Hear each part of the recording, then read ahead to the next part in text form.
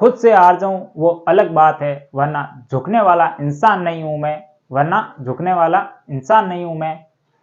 मुसीबत से कह दो कि बदल दे अपनी दिशा, मुसीबत से कह दो कि बदल दे अपनी दिशा, वरना झुकने वाला इंसान नहीं हुआ है, वरना झुकने वाला इंसान नहीं हुआ है। नमस्कार दोस्तों, आप सभी का हमारे YouTube चैनल पर स्वागत है। अगर आप आज हमारे YouTube चैनल पर पहली बार आए हैं तो चैनल को सब्सक्राइब और ये जो पास वाली घंटी दिखाई दी इसे जरूर दबाना, जिससे आने वाले वीडियो की नोटिफिकेशन आप सबको सबसे पहले मिलेगी और वीडियो को भी सबसे पहले देख पाएंगे।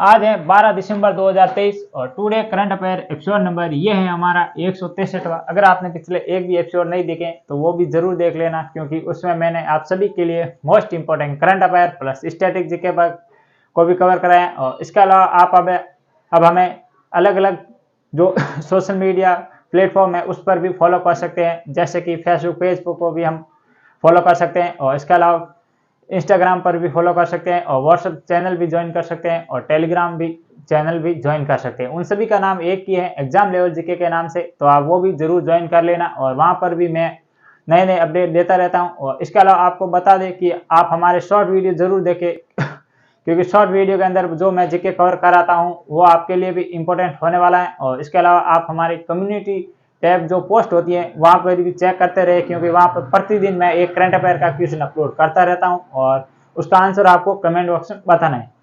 तो इस वीडियो के अंदर हम विश्व, भारत और राजस्थान इन तीनों का करंट अफेयर प्लस हम इसमें शामिल करने वाले हैं। स्टैटिक सामान्य ज्ञान भी इसी में कवर कराने वाला हूं।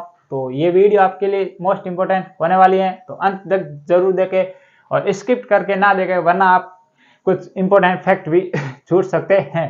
तो आज का पहला क्वेश्चन है वो है, वैश्विक जलवायु परिवर्तन प्रदर्शन सूचकांक में प्रथम स्थान पर कौन सा देश रहा है? तो आपको ये क्वेश्चन देखकर आश्चर्यचकित होगा। ये जो सच बात है वो स्वीकार करनी होगी, क्योंकि ये क्वेश्चन ही ऐसा ही है कि हाल ही में एक रिपोर्ट जारी हुई है जो कि वैश्विक जलवायु परिवर्तन प्रदर्शन सूचकांक है, इसमें प्रथम स्थान पर कौन सा देश रहा है? ऑप्शन ए है वो है भारत, ऑप्शन बी है वो है चीन, ऑप्शन सी है वो है यूएई, और ऑप्शन डी है कोई भी नहीं या उपयुक्त में से कोई नहीं। तो इसका राइट आंसर होगा वो होगा ऑप्शन नंबर डी, उपयुक्त में से कोई नहीं। आपने पहला क्वेश्चन देखा होगा करंट अफेयर में ऐसा कोई जिसमें इसका आंसर जो डी लगा रहा हूँ, उपयुक्त में से कोई नहीं, क्योंकि आपको जानकर बहुत हैरानी होगी कि ये रिपोर्ट है, ये इसमें प्रथम, द्वितीय और तृतीय इस स्थान पर कोई भी संस्था नहीं है, कोई भी देश नहीं है, मतलब कोई भी देश इस पर है ही नहीं, क्योंकि इसके जो मानक है जो पूर्ण कोई भी देश कर ही नहीं रहा था। तो ये तीन स्थान ब्लैंक रह गए या खाली रह गए कह सकते हैं। और फिर चौथे नंबर तक कौन सा देश रहा? चौथे, पांचवें, छठे नंबर पर इन पर कौन से देश रहा? तो उसके बाद डेनमार्क आया था चौथे नंबर पर, पांचवें पर आया वो आया एस्टोनिया, और जो छठे पर था वो था फिलीपींस। ये जो मैं देश बता रहा हूँ डेनमार्क है, ये 4 नंबर पर रहा था, एंड एक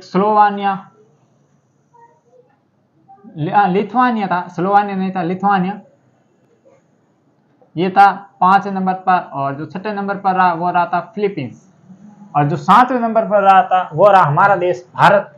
इसकी रैंक थी इस सूची के अंदर 7वां। अगर हम ये प्रथम 3 निकाल लें तो ये चौथे नंबर पर है, प्रथम अगर 3 रखते हैं तो ये 7वें नंबर पर है, ये भी थोड़ा सा आपको ध्यान रखना। और चीन का कौन सा स्थान रहा था? तो ये रहा था 57 जो रैंक है ये चीन की रही थी। और अंतिम स्थान पर कौन सा देश रहा था? तो वो रहा था यूएई। और आपको पता होगा यूएई क्यों चर्चा में है, क्योंकि जो मैंने आपको 2-3 दिन से बता रहा हूँ COP28 चल रहा है यूएई के अंदर, दुबई के अंदर, तो उस कारण ये थोड़ा सा चर्चा में है। और चीन क्यों चर्चा का विषय बना हुआ है? तो इसका मेन कारण है वो है चीन की एक महत्वपूर्ण परियोजना है जिससे हाल ही में इटली अलग हुआ था। कौन सी थी? वन बेल्ट रोड परियोजना, आपको मैंने बताई थी, उसको थोड़ा सा ध्यान रखना। और भारत 2023 में काफी कुछ मतलब होस्ट कंट्री थी, जैसे हम देख सकते हैं आईसीसी क्रिकेट की होस्टिंग की थी, और इसके अलावा G20 की होस्टिंग की थी, और इसके अलावा आसियान का शिखर सम्मेलन ये भी भारत के अंदर हुआ था। और इसके अलावा और एक कौन सी बैठक हुई थी? इंटरपोल की जो 90 नंबर की बैठक थी वो भी नई दिल्ली के अंदर हुई। तो इस कारण ये भी थोड़ा सा आपको ध्यान रखना है जो 2023 में भारत होस्टिंग कंट्री रहा था।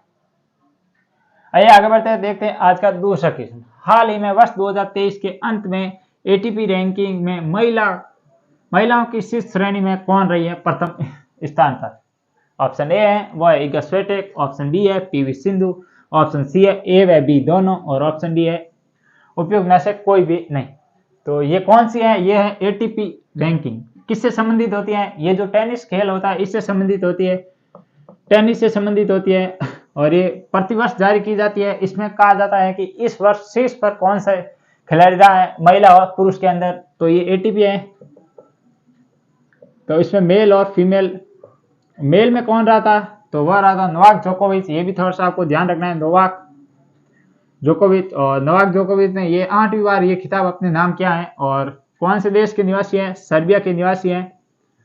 और इसके अलावा महिला में कौन रही थी इस सूची में प्रथम स्थान पर? तो वो उनका नाम है इगा स्विएटेक, और ये कहाँ की निवासी हैं? तो ये हैं पोलैंड की निवासी है। ये भी आपको थोड़ा सा ध्यान रखना है। और इन्होंने कौन सा कप जीता था? आपको पता होगा कि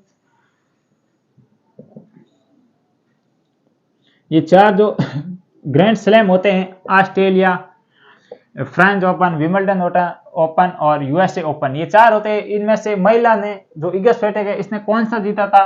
तो ये जीता था फ्रेंच ओपन। ये भी आपको थोड़ा सा ध्यान रखना है। और इसकी विजेता जो इगा स्विएटेक है ये एटीपी की महिला रैंकिंग में प्रथम स्थान पर रही है। और इसके अलावा पुरुषों में देखें तो जो विंबलडन है इसको निकाल दे तो ऑस्ट्रेलिया ओपन, फ्रेंच ओपन और यूएसए ओपन, इन तीनों के विजेता कौन थे? नोवाक जोकोविच। जबकि विंबलडन ओपन के विजेता कौन थे? तो कार्ल रोज अलकराज। ये भी थोड़ा सा आपको ध्यान रखना है, जो कि इस सूची में पुरुषों की जो पुरुषों की रैंकिंग में दूसरे स्थान पर रहे थे। इसके अलावा पीवी सिंधु, ये भारतीय खिलाड़ी है। ये भी थोड़ा सा आपको ध्यान रखना है। और इससे संबंधित क्वेश्चन अक्सर एग्जाम में पूछा जाता है, क्योंकि हाल ही में दिल्ली पुलिस में जो एग्जाम में क्वेश्चन आया था, इनको देखने को मिला कि ग्रीस ओलंपिक हुआ था 2016 के अंदर, इसमें पीवी सिंधु ने कौन सा मेडल जीता था? तो वो जीता था सिल्वर पदक। आइए आगे बढ़ते हैं, देखते हैं आज का तीसरा क्वेश्चन। हाल ही में यूएसए ने किस संस्था में वैश्विक वीटो का प्रयोग किया है? तो आपको पता होगा यूएसए जो देश है इसने हाल ही में अपने वीटो का, विशेष जो वीटो होता है उनका प्रयोग किया है। तो वो किस संस्था में ये वीटो का प्रयोग किया? थोड़ा सा क्वेश्चन घुमा के हैं, पर इसका जो एक्सप्लेनेशन है वो मैं सही से करूंगा। तो ऑप्शन ए है वो है यूएनओ, ऑप्शन बी है यूएनएससी, ऑप्शन सी है डब्ल्यूटीओ, और ऑप्शन डी है वो भी है डब्ल्यूटीओ। अब आप ये मत सोच लेना कि डब्ल्यूटीओ 2 बार कैसे है, इसका अर्थ भी अलग अलग है। तो मैं 2 इसका अर्थ बताने वाला। तो इसका जो राइट आंसर होगा वो तो होगा ऑप्शन नंबर बी, यूएनएससी। इसकी फुल फॉर्म क्या होती है? पहले तो आपको बता दूं, यूएनओ, यूनाइटेड नेशन ऑर्गेनाइजेशन, इसके ही कुल 6 अंग है, जिसमें सबसे शक्तिशाली अंग है वो है UNSC, United nation security council, मतलब संयुक्त राष्ट्र रक्षा परिषद। इसकी जो फुल फॉर्म होती है, और इसके अंदर कुल कितने देश होते हैं? 15 देश होते हैं, या 15 सदस्य कह सकते हैं, जिनमें से 5 होते हैं वो होते हैं स्थायी, और 10 होते हैं वो होते हैं अस्थायी। 5 जो स्थायी होते हैं उनके पास होते हैं वीटो पावर, या विशेष वीटो पावर होता है। तो उनका ये प्रयोग करते हैं। जैसे मान लो कोई प्रस्ताव आया और उनमें एक देश ने वीटो का प्रयोग कर दिया, तो वो प्रस्ताव है वो निरस्त हो जाएगा। इनमें 5 देश कौन कौन से हैं? तो एक है चीन, एक है यूएसए, और एक है फ्रांस, एक है यूके, और एक कौन सा देश है और बच गया है, वो कौन सा है? चीन हो गया, यूएसए हो गया, फ्रांस हो गया, यूके हो गया, और एक कौन सा देश है जो इसमें शामिल है? आप कमेंट बॉक्स में जरूर बताना। तो इसमें जो यूएसए है, इसने हाल ही में जो यूएनओ के महानिदेशक हैं एंटोनियो गुटेरेस, इनके द्वारा एक प्रस्ताव लाया गया कि जो आपको पता होगा कि गाजा पट्टी और वेस्ट बैंक के अंदर हमास और जो इजराइल का युद्ध चल रहा था, उसमें गाजा पट्टी जो स्थान था उस पर मतलब जो शरणार्थी थे वो भूखे सो रहे हैं, तो उनकी कुछ मदद करने के लिए या वहाँ की जनसंख्या की कुछ भी सहायता करने के लिए एक बिल आया था। पर इसने यूएसए ने उसका विरोध किया और विशेष वीटो का प्रयोग करके इसे निलंबित कर दिया बिल। और इसके अलावा और देखें तो ऑप्शन नंबर आपको डी दिख रहा है, डब्ल्यूटीओ। इसकी फुल फॉर्म होती है वर्ल्ड ट्रेड ऑर्गेनाइजेशन, विश्व व्यापार संगठन। और इसकी स्थापना कब हुई थी? तो इसकी स्थापना हुई थी 1 जनवरी 1995 के अंदर। और वर्तमान में इसके महानिदेशक हैं वो हैं अंकोजी इंगोला इलोवा। ये मतलब वहाँ की नाइजीरिया की महिला है, वो इनकी वर्तमान महानिदेशक हैं। और डब्ल्यूटीओ ये इसकी क्या होती है? इसकी होती है वर्ल्ड टूरिज्म ऑर्गेनाइजेशन, मतलब जो विश्व जो इसकी फुल फॉर्म होती है वर्ल्ड टूरिज्म ऑर्गेनाइजेशन। ये थोड़ा सा आपको ध्यान रखना है। और इसके अलावा इसका मुख्यालय कहाँ पर है? तो जेनेवा स्विट्जरलैंड के अंदर। और बाकी सभी का कहाँ पर है? तो वो है, एक है द हैग में है इंटरनेशनल कोर्ट, इसका मुख्यालय कहाँ पर है, वो है द हैग नीदरलैंड के अंदर।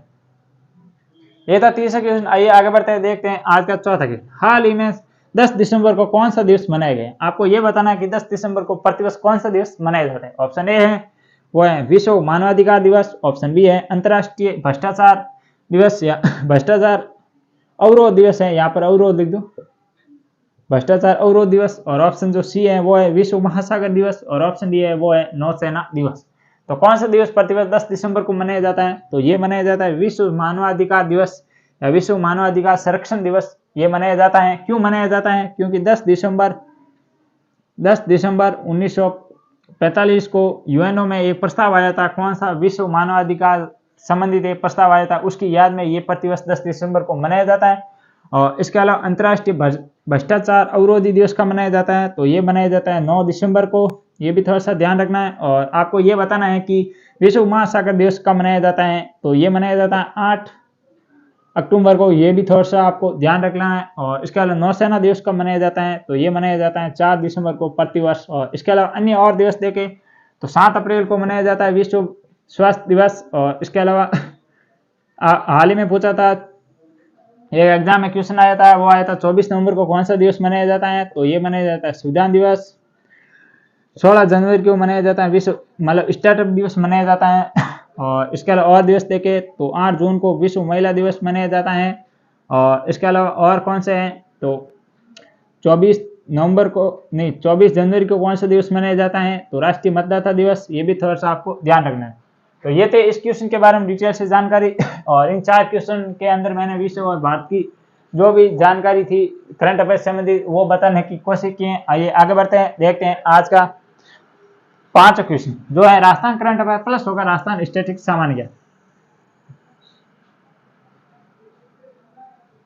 तो 5 क्वेश्चन वो मिस यूनिवर्स ग्रैंड्स इंडिया 2023 का खिताब किसने जीता है? ऑप्शन ए है वो है प्रियंका चौधरी, ऑप्शन बी है वो है विप्रा मेहता, ऑप्शन सी है वैष्णवी शर्मा, और ऑप्शन डी है वो है शीला सहज। तो किसने हाल ही में जो मतलब मिस यूनिवर्स ग्रैंड इंडिया 2023 का खिताब जीता है, तो ये जीता है विप्रा मेहता ने। ये थोड़ा सा आपको ध्यान रखना है, राजस्थान से संबंधित है। और इसके अलावा डॉक्टर प्रियंका चौधरी हाल ही में निर्दलीय विधायक बनने वाली बाड़मेर की पहली महिला, ये भी थोड़ा सा आपको ध्यान रखना है। और इसके अलावा बाकी ये कोई दूसरी और बता दो। एक आपको ये बताना है सिंहासन पे तैनात होने वाली पहली महिला राजस्थान से संबंधित है, उनका नाम क्या है, ये थोड़ा सा आपको कमेंट बॉक्स में बताना है। और आज का जो छठा क्वेश्चन है वो है हाल ही में किसे भारत की 100 प्रभावशाली महिलाओं की सूची में शामिल किया गया है? तो किसे हाल ही में जो राजस्थान से संबंधित है वो भारत की 100 जो प्रभावशाली महिला, इनका क्वेश्चन भी मैंने यहाँ पर पहले करवाया था इंडिया लेवल के अंदर, जिसमें निर्मला सीतारमण थी जो भारत के अंदर प्रथम थी। पर विश्व के ग्लोबल देखे तो उनका नंबर कौन सा था, वो था 36वां नंबर था। और कुल 4 महिलाएं थी जो इस प्रभावशाली सूची में, अब उनमें से एक राजस्थान की भी थी। ऑप्शन ए है वो है रूमा देवी, ऑप्शन बी है वो है प्रतिमा वंदना, ऑप्शन सी है श्वेता मेहता मोदी, और उपयुक्त में से कोई भी नहीं।